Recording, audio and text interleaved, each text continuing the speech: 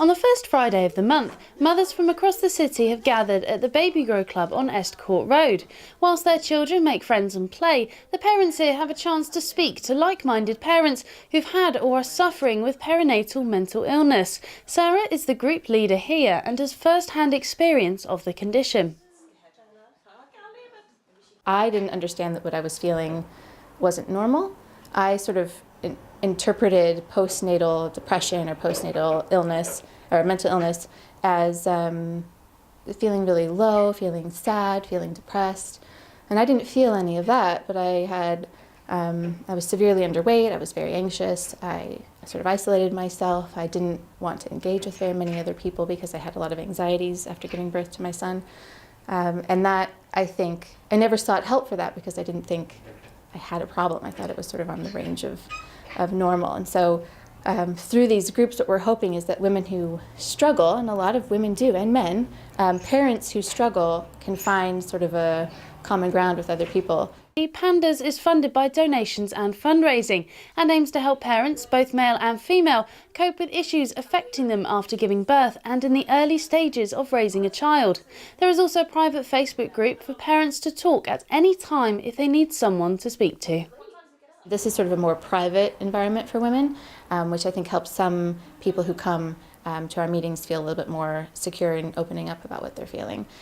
So that, and occasionally sometimes at these private meetings we will have someone, a guest speaker, come and talk to us about ways of managing anxiety, how to open up about how you're feeling, how to talk to your spouse or your partner about how you're feeling. And then on the third Friday of the month we meet at the Arts Center Cafe, and those are more of an informal coffee meeting where people come and meet to sort of form friendships and meet other people who might be feeling the same way as they are. The number of members at this group can change meeting to meeting, and they say it's helping them cope with problems they face on a daily basis. I come here just to get support because when I first found the group I hadn't actually been diagnosed with postnatal depression, so I thought it was just a mum and baby group. When I found out it was a support group, it was really nice to be able to come down and have the support and be able to vent to people who actually get it and not be judged and just feel like you're in a comfortable place where you can really just express how you actually feel. It's really nice to have everyone just understand. I was feeling really, really low and depressed, realised that I needed to do something about it.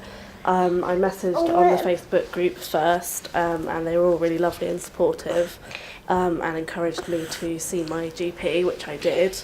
And then I kind of braved and went to a meeting and they were all equally as supportive in person as they were on the group, and helped me to take the first steps in going to see my GP.